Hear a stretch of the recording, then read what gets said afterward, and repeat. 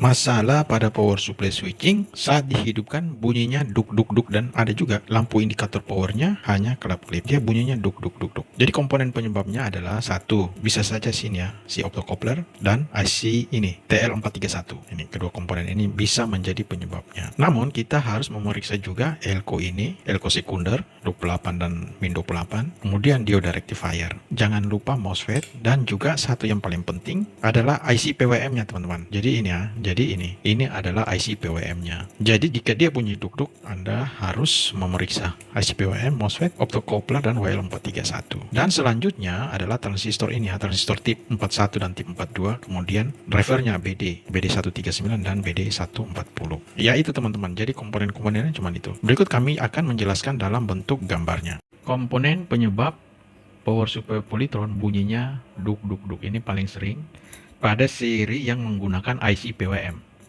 Jadi teman-teman, jadi bunyi duk-duk ini, dia faktor-faktor yang menyebabkan dia tuh ada satu nih ya, elko. Jadi elko rusak atau kering. Jadi kapasitor ini dia di bagian sekunder teman-teman. Jadi harus kita perhatikan juga. Nah ini ya.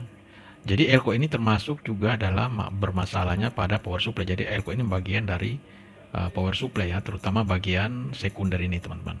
Nah, di sini bisa kami jelaskan gambarnya. Jadi untuk teman-teman yang pemula, jadi ini adalah elko-nya ya, ini yang ini ya. Ini elko 28, 28 ya, plus min.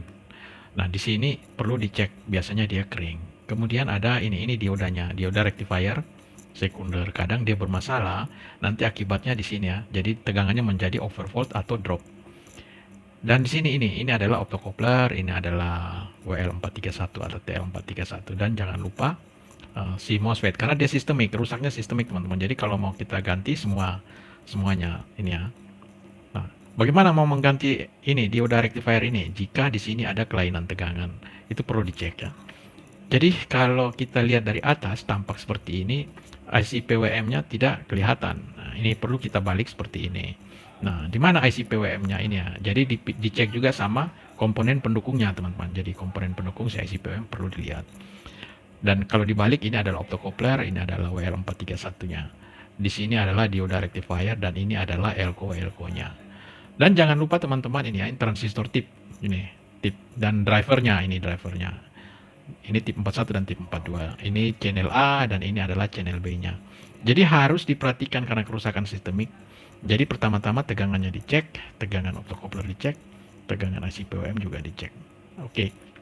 Dan kesimpulannya seperti yang kami jelaskan tadi ya. Semoga bermanfaat.